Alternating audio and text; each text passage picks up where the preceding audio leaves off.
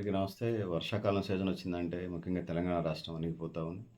అనేక రకాల దోమకాటు వల్ల వచ్చేటువంటి వ్యాధి ఏతుందో ఫైలేరియా గాని, అంటే బోదకాల వ్యాధి అంటారు. లేకపోతే డెంగ్ అని, వైరల్ జ్వరాలని, ప్లేట్లెట్ కౌంట్స్ పడిపోవటం అని, ఆహ్, మలేరియా అది కూడా దోమల వల్ల వస్తుంది. టైఫాయిడ్ అయితే కలుషితమైన నీరు తాగటం వల్ల వస్తుంది. సో, అందుకోసం వైరల్ జ్వరాలతో ఊగిపోతా ఉన్నటువంటి పరిస్థితి మనం చూస్తా ఉన్నాం. సో, దోమల నివారణ కార్యక్రమం చెప్పాలి. స్టోరేజ్ నీళ్ళల్లో ఆయిల్ బాల్స్ ఏయాలి. ఆ విధంగా ముందుకు పోవాల్సిన అవసరం ఉన్నది.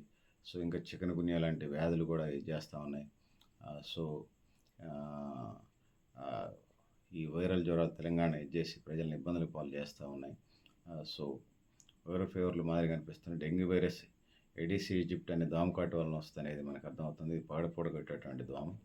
ఈ ఈ దోమలు ఎయిర్ కూలర్స్‌లో, రిఫ్రిజిరేటర్‌లో, డ్రిప్ ఫ్యాన్, పూల కుండీలు, టైర్లు, మూతలు పెట్టినటువంటి నీరు నిల్వ చేసే తొట్టెలు, కుండీలు, ఫౌంటైన్స్, దోమల గుడ్లు పెట్టడం వల్ల ఈ వైరస్ ఇతరులకు వ్యాపిస్తా ఉంది. సాధారణంగా మనిషి శరీరంలో ప్లేట్లెట్ కణాల్లో 1,50,000 నుంచి 4,5 లక్షల వరకు ఉంటాయి. డెంగ్యూ సోకినటువంటి వ్యక్తిలో 40,000 వరకు, 20,000 వరకు పడిపోతూ ఉంటుంటది. రక్తస్రావం కూడా వస్తే ఇంకా ఇబ్బందులుంటాయి. సో, 20,000 పడిపోయినా రక్తస్రావం అవుతుంది. సో, ఆ సంఖ్య 10,000కి మాత్రమే ఉంటే బ్లీడింగ్ విపరీతంగా ఉంటుంది. సో, డెంగ్యూ జ్వరం అనేది అందరికీ తెలుసు. యూరోపియన్ కంట్రీస్‌లో లేము. తెలంగాణలో డెంగ్యూ జ్వరం గురించి ఎవరు డెఫినిషన్ చెప్పమని చెప్తారు.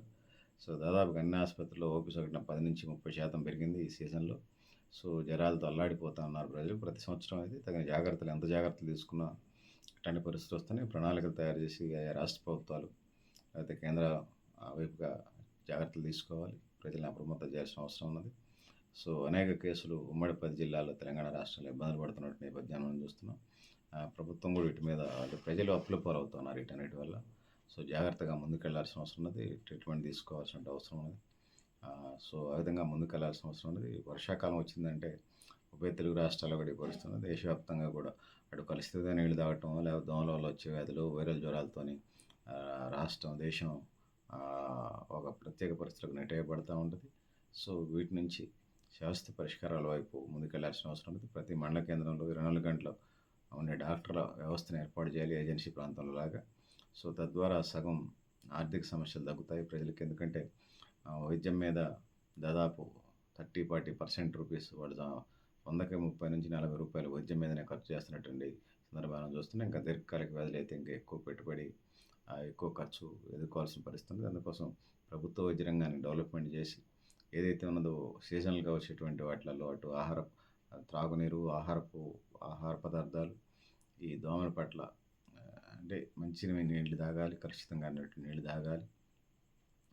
అంటే కలుషితంగా నీళ్ళంటే అటు బ్యాక్టీరియా వైరస్ లేని నీళ్ళు, బ్యాక్టీరియా వైరస్ లేనటువంటి నీళ్ళు, అదేవిధంగా ఏదైతే ఉన్నదో ఫ్లోరైడ్ లేనటువంటి, కంటెంట్ లేనటువంటి మంచినీళ్ళు తాగి సురక్షితమైనటువంటి మంచినీళ్ళు తాగాలి. అదేవిధంగా ఆహారపు పద్ధతులకు సంబంధించి కూడా ఏది పడితే అది తినకుండా ఆరోగ్యాన్ని ఇచ్చేది ఫుడ్ తినాలి. అదేవిధంగా దోమల పట్ల అప్రమత్తంగా ఉండాలి. ఆ విధంగా ముందుకు పోవాల్సిన అవసరం ఉందని మనం చేస్తున్నాను. మీరు కూడా మీ అభిప్రాయాన్ని కామెంట్ బాక్స్‌లో రాయండి. నేను గైడేపల్లి సత్యనారాయణ, న్యూ లక్ష్య ఆర్గనైజేషన్.